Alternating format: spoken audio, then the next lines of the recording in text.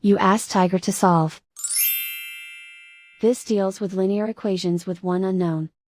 The final result is h equals 7. Let's solve it step by step. Simplify the expression.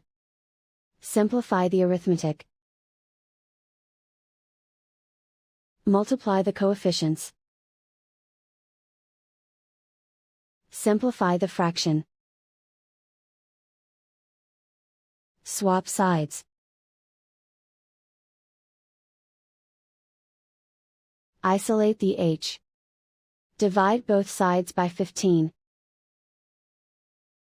Simplify the fraction. Find the greatest common factor of the numerator and denominator. Factor out and cancel the greatest common factor.